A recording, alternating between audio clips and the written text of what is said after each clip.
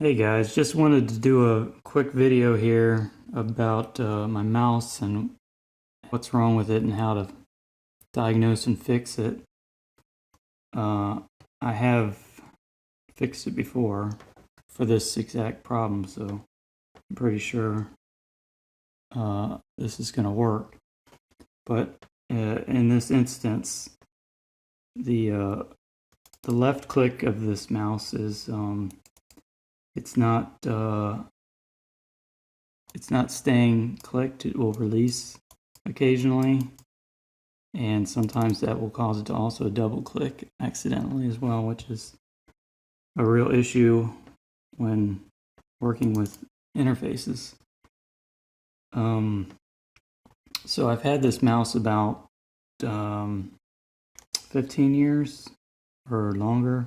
This is an MX a Logitech MX18 518 MX 518, and I don't know, it's been serving me pretty well for all those years since I got it. I think in 2006, and it's just really comfortable in my hand, and has lots of buttons.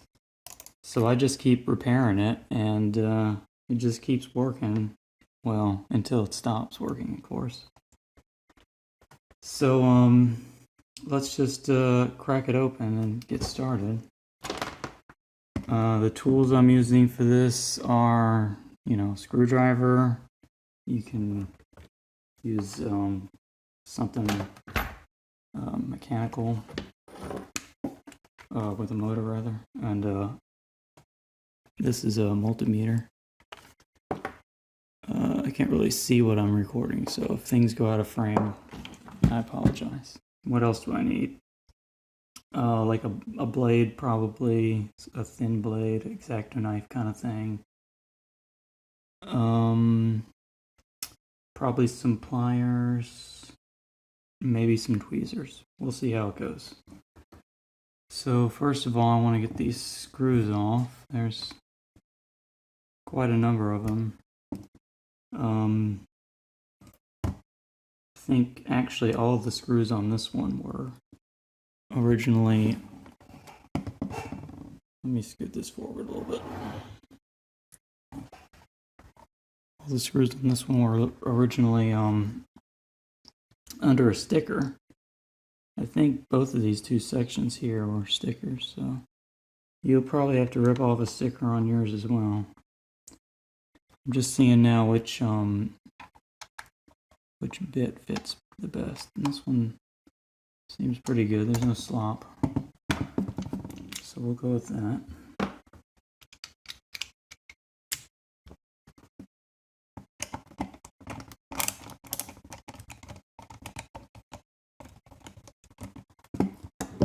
And I'm just going to use this little jelly bean container to hold on my screws.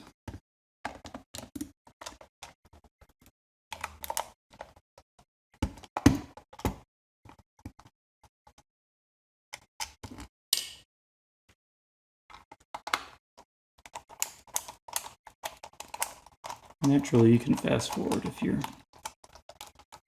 past this part or you know how to do it.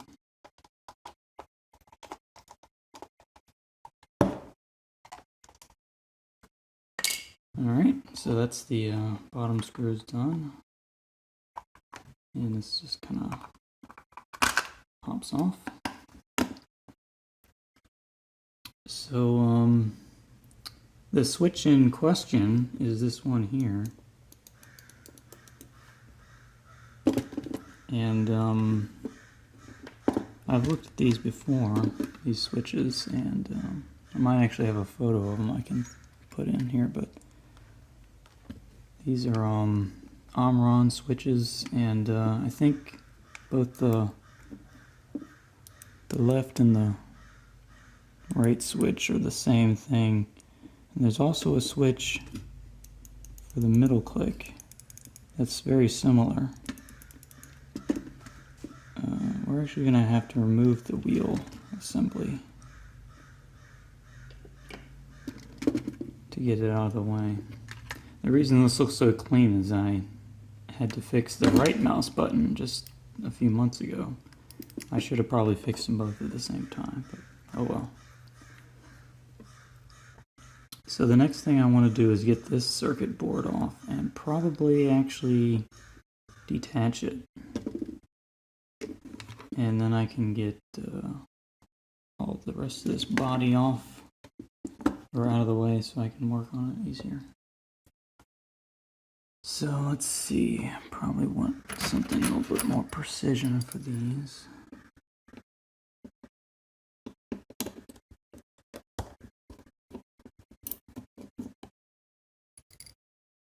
Is that the only one? It in fact is.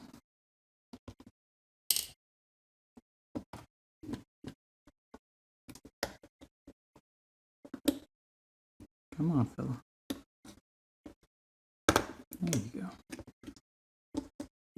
Now, I forget what these connectors are called, but sometimes they have little clasps, like right in this edge here. There's little indentations that might be holding it in, but we'll just try and tug on it to start with. I actually might want some pliers. Some clean pliers would be good.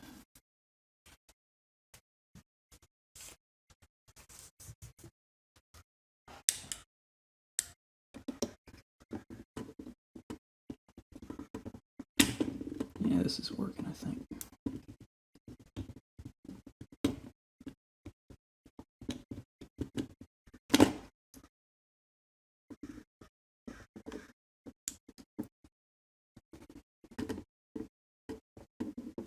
There we go.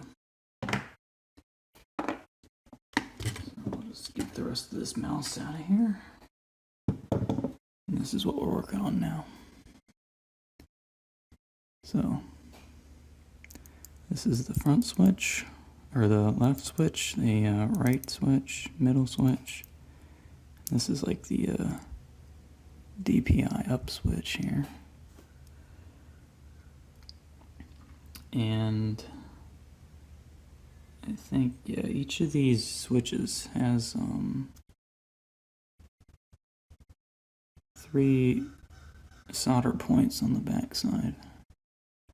And obviously, if you know anything about electronics, how a switch works is one of these points is where current is coming in, and one is like the default open state where the current goes out, and the other is the closed state where the current goes out when it's pressed. So what we want to do now is get the multimeter and make sure it's in frame.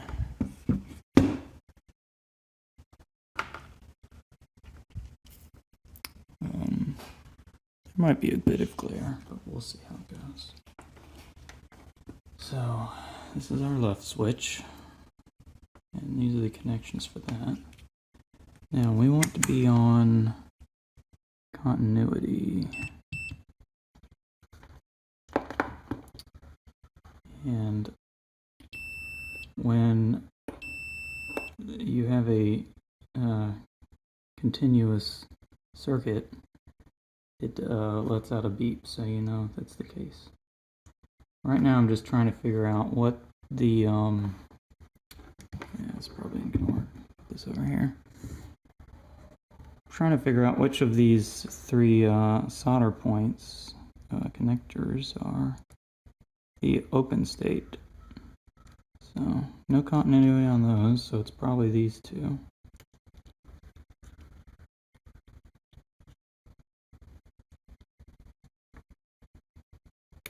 No?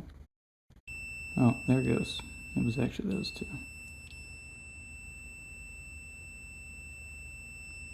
But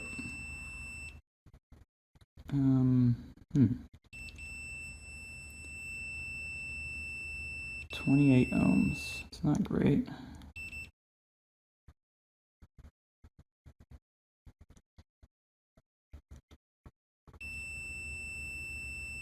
17 ohms.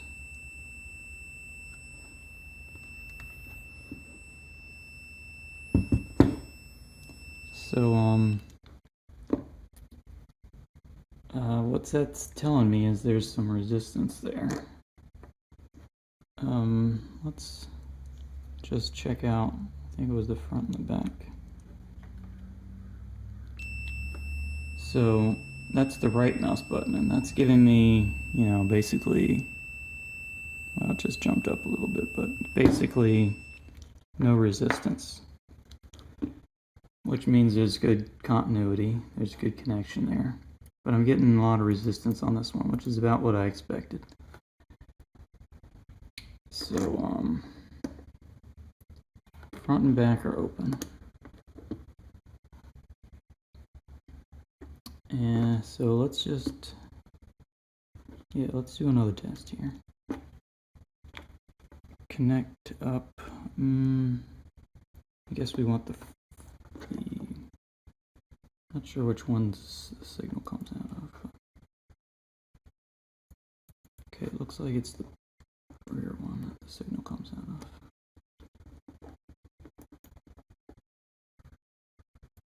Or rather, yeah, let's see. Why am I not getting anything?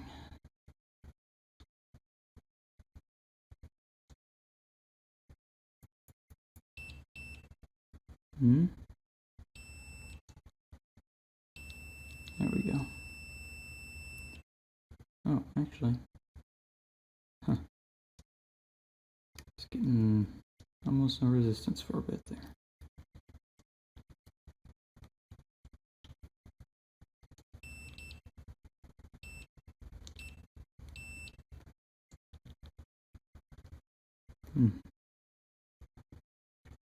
These clips are a little finicky.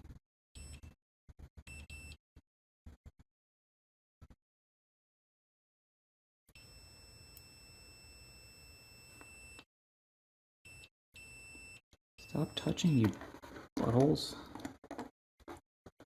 I might just use a, I just use a probe for one of these.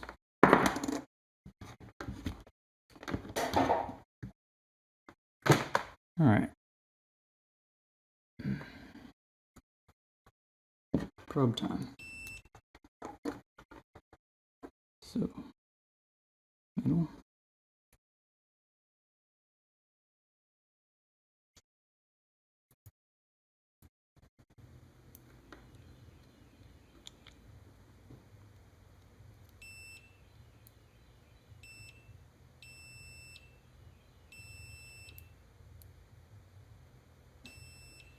Yeah, you can kind of, let's see if I can actually get it in focus, but, or here rather, but when you hear the click, it should also beep, but it's not. I have to press it down more to get it to also beep.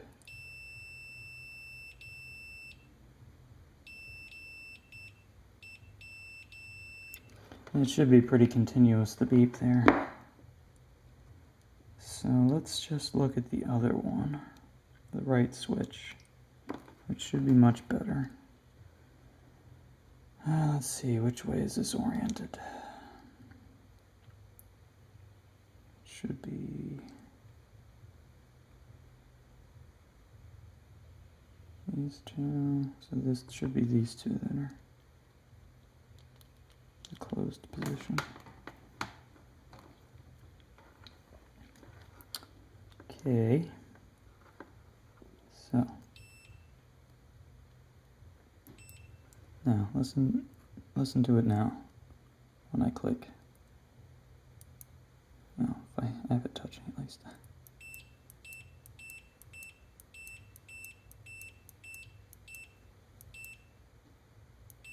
And it's like no matter how softly I click it, as soon as it makes that sound, it's got continuity. So hope that kind of illustrates what's going on. It's like, and when we get into the switch, you'll see a little bit more clearly what the problem is. So let's get this out of here. And now we want to get into that switch, which is very finicky. And I may need a knife or a X-Acto blade or something. It's funny, but I don't actually have a knife in the shop. Okay, I got a X-Acto knife. The point of this is that it's a very thin blade, very thin edge, because I'm going to need to pry up on either side of the switch. Focus. There's a little tab that I need to pull up. I wonder if I can get the camera to actually see it.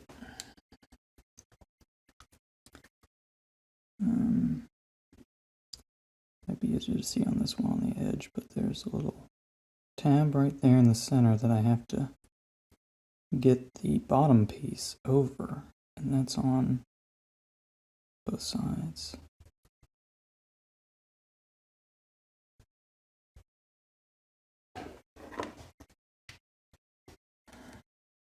It's kind of easier to get this switch to rock over to the side than to try and get both sides up, but we'll see.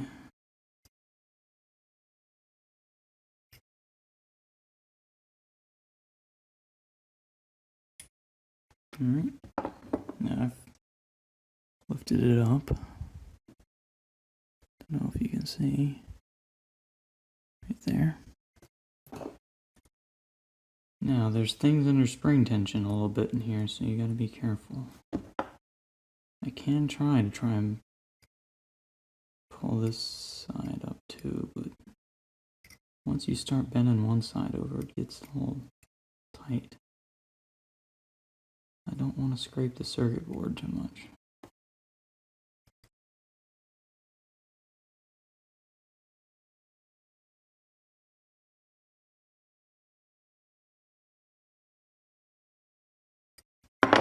Yeah. Let's just try and rock it off. There we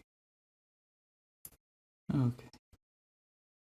So, now we're in. There's a little white piece there. That was the white piece that you can see on top of the switches that gets pushed in. So it's just like a button. So we don't want to lose any of that stuff. We don't really need to mess with that either. And that's what the switch looks like now. It's, the basics of it are that, let's see here. That little white button presses down on, I think, this, yeah, I think it presses on this little bridge here. And you can see when that happens, it moves this piece on the other side down. And it changes continuity from going from this piece up here to instead going to this piece down in this piece down in this area here. So it goes from here down to here. When this is pressed against, and it makes a delightful clicking sound. Now the problem lies in the fact that these things get a little patina. I guess it's made out of copper or some alloy probably. Maybe just copper, but it looks like it's a bit more than that. And they get a patina on them. God, I can't keep this in frame. And that patina causes there to be resistance in the switch in the surfaces, so that the little areas that need to touch each other are now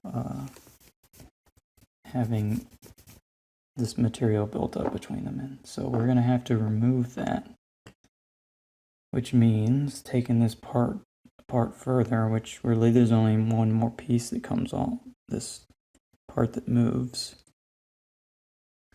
And it's a real pain in the ass to get back together as well, so we're going to be extra careful with this. Now, also, it's very fragile. I wonder if having my camera the other way would be a little bit better. So, now hopefully this doesn't fly out across the room at any point. Just gonna slip it out to the side.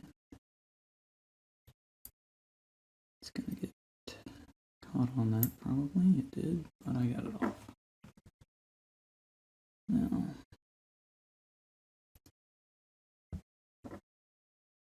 so this little curved area in the bottom there is actually the spring part.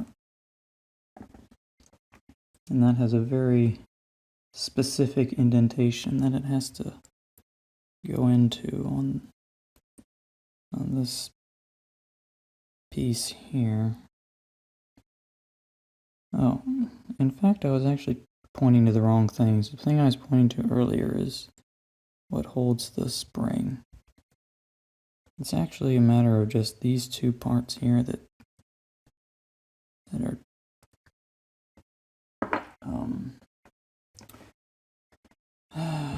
the contact points. We can see that real quick. Just go back to continuity and we'll just figure out which of these is which. So that's the top post. I can get it steady. And the bottom post, nothing. But if we touch the middle and then touch the bottom post, we get continuity.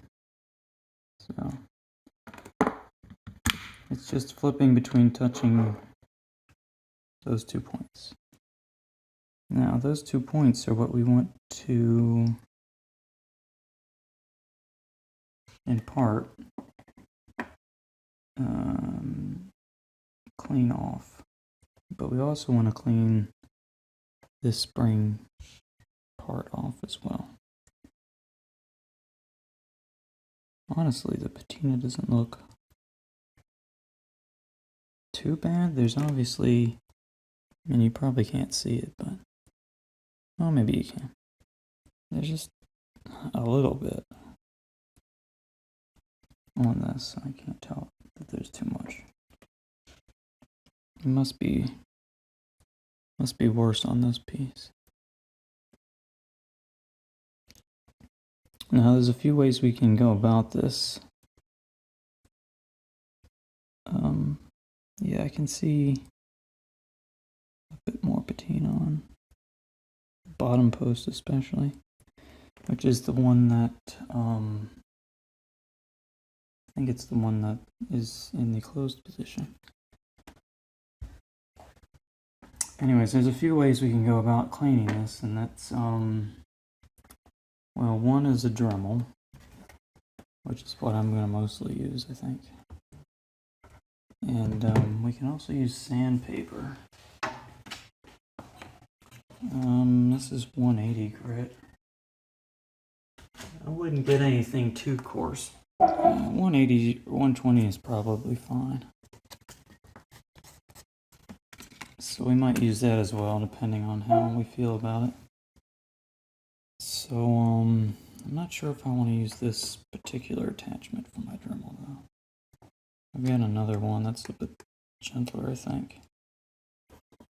So let's switch it out. And try not to knock the camera over with the power cable.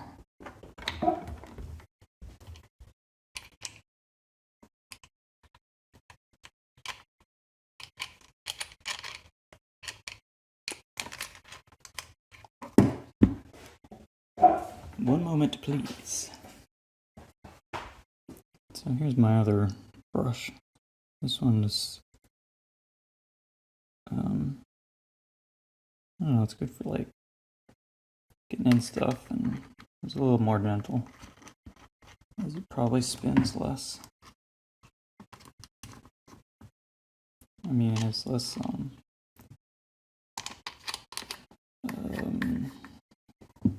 am I trying to say? Angular velocity or something like that. Alright, so whenever I use my Dremel, I always put goggles on, because flying bits of metal, you can feel the, especially with the brushes, you can feel the little pieces coming out as you're using it, so, and hitting you in the face. So it's a good reminder to just use protection on your eyes, especially. So first I'm gonna kind of hit this with not too high speed, and this is gonna get noisy.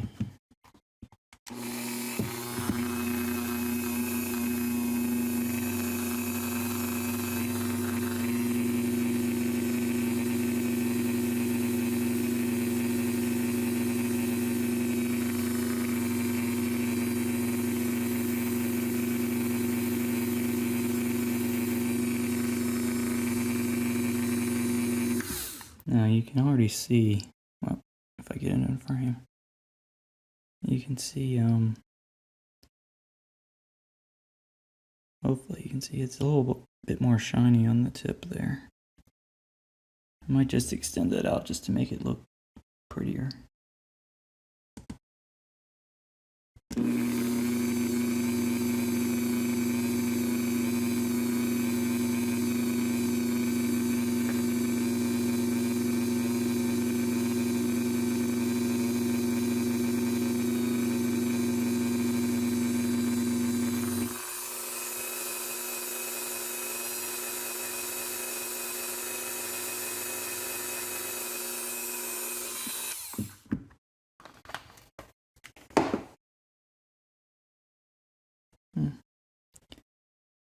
So it's pretty shiny now on that side.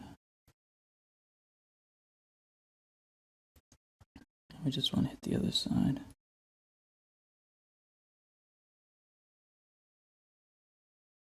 And I want to hold it in a way that's not going to fly off on me. I guess that'll be good.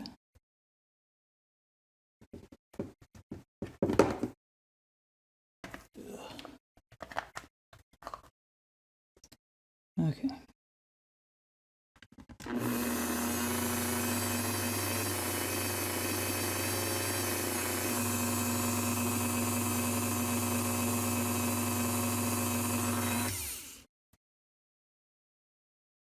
I don't know if you can tell or not, but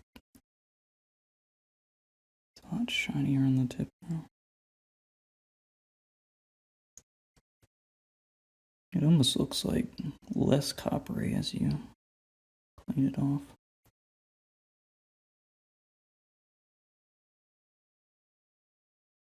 I should also get this other end as well, because I think, yeah, part of that also has to be touching to complete the circuit, so that's the input of the switch. So we'll just also clean that end off. All right.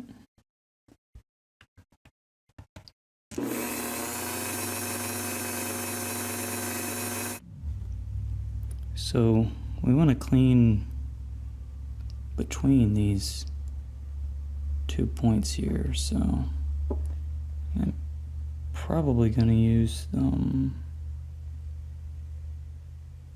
sandpaper. I might just start with the brush and see how good we can get it.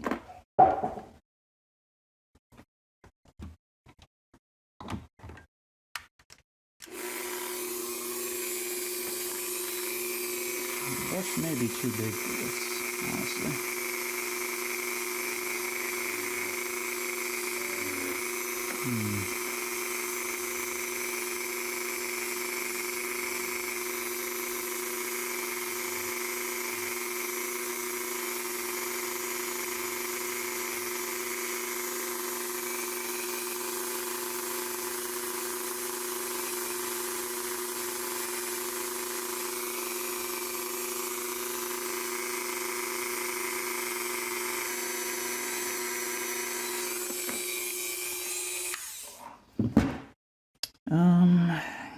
I could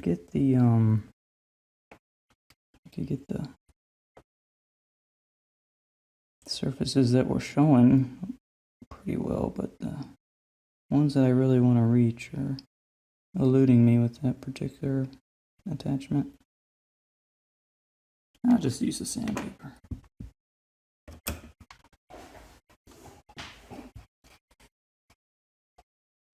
Alright, well, you don't need all this sandpaper for this, but I'll just cut off a piece. So we don't need much.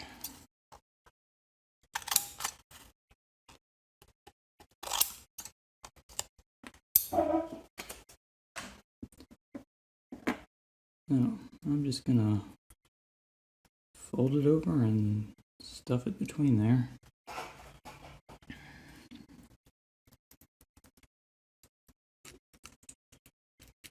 This is also a technique for cleaning spark plugs if you need to,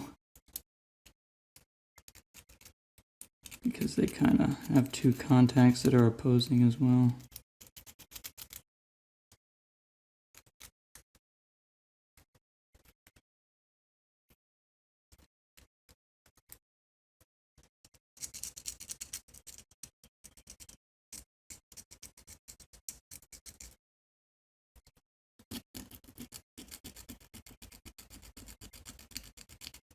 Okay, let's get that top one.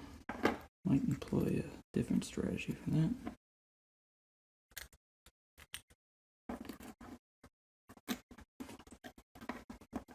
Trying to make sure my hand's out of the way, but this is such delicate work, it's hard to ensure that. I'm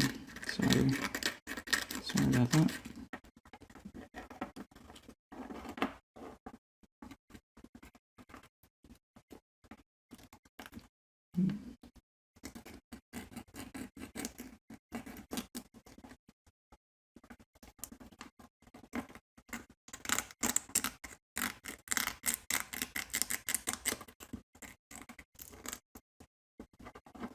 Seems like it would be a good technique, but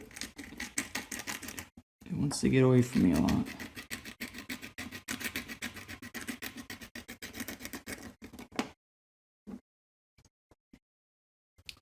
And I can't really see the underside of that too well, so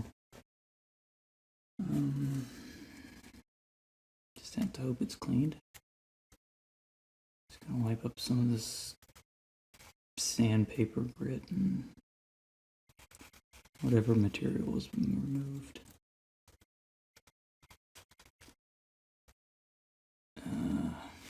I don't have any canned air out here, but I do have a compressor.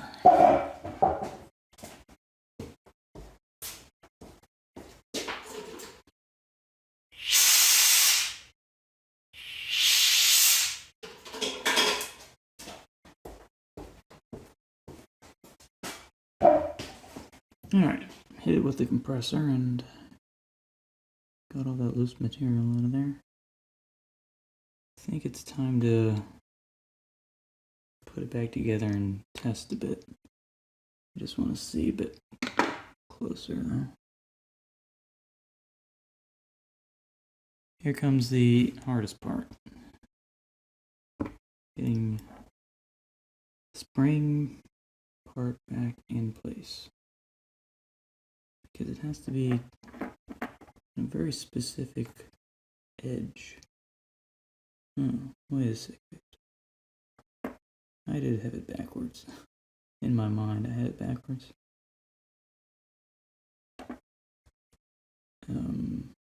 Yeah. This is actually the way it goes. Because it clips onto that. And the spring clips on to the side of that. I think. Because it's got these little pad things on here, on this end. Which makes me think those are what touches the two contacts. Okay.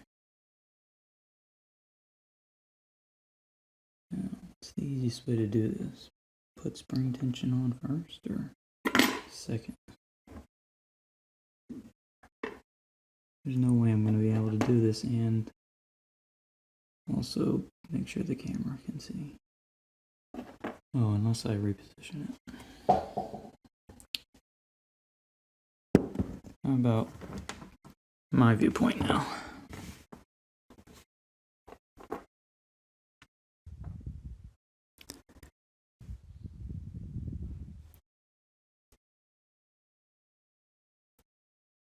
I feel like sliding it in from the side was the technique I used last time.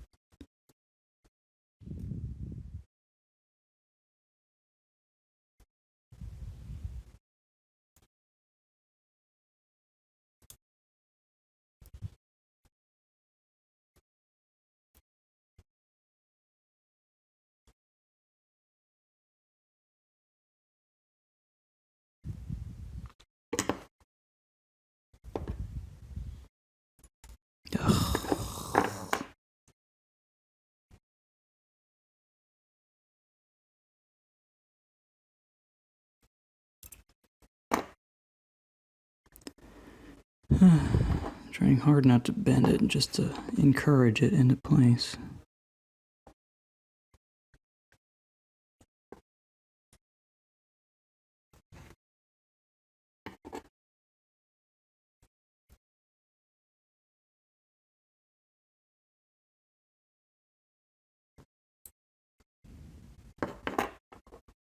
That may have done it.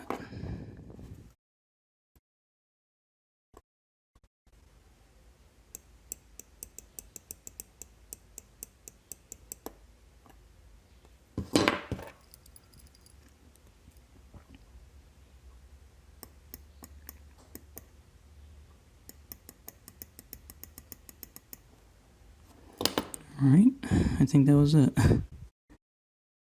What was my technique?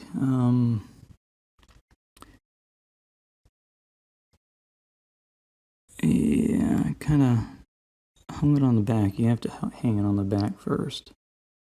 And then just keep working that spring until you get it properly into its groove.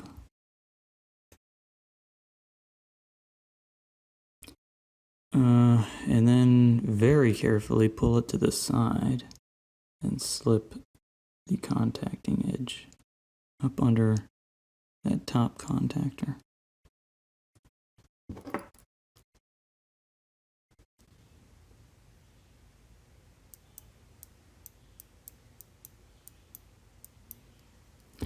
Alright, we're going to try the multimeter again. Continuity. Let's see which.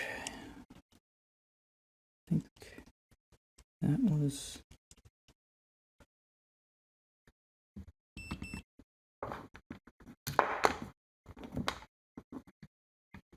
The input in this. Got a really clean. You can't see it. So that's it's a resting position, or closed, open position, or unclicked position. I'm getting no resistance, or very small amount of resistance, like 0.1 ohms. Now I'm gonna touch it over to the other position, and it's 0.4 ohms, 0.0 ohms. So I think that's it. We're gonna get it back together now. Switch, and then we'll test it again and make sure we didn't screw up putting it back together. So this part can be a little tricky as well, but it's not nearly as tricky as the getting that little contacting piece back in. So here's our button. The hard part about this is you have to do it upside down or else the button falls out of position. So there's the button back in.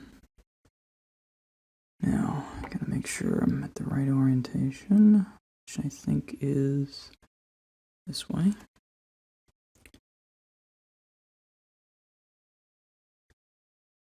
And just very gingerly. Oops, was that not gingerly off? No, it was. Very gingerly sit it on top and press it together. And there you go. And then the button press.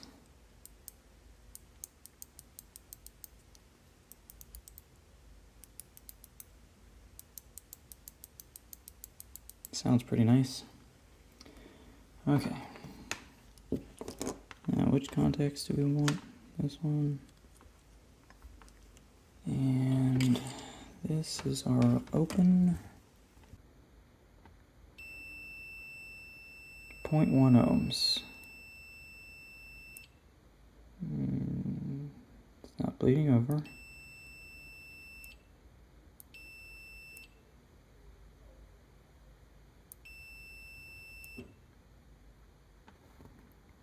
It's hard to know what you can see here. So that sounds good. So this is a closed position.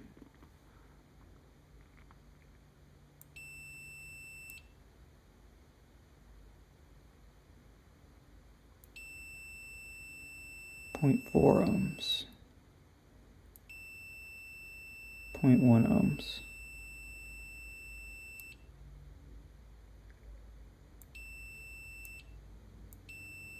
Again, I'm looking for the click of the switch here to line up with the continuity sound. And just kind of feathering it closed until it suddenly trips, and then releasing it slowly as well,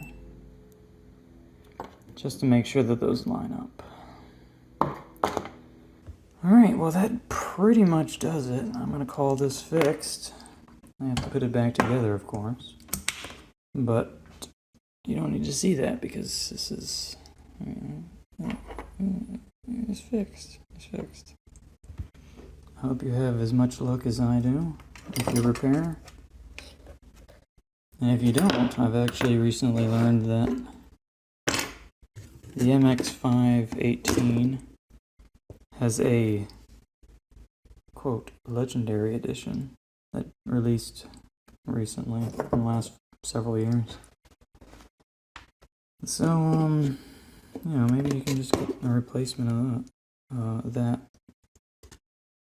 because you're not going to be able to find the originals, I don't think, unless it's new old stock. Alright, well, hope this was an informative video. Snake out.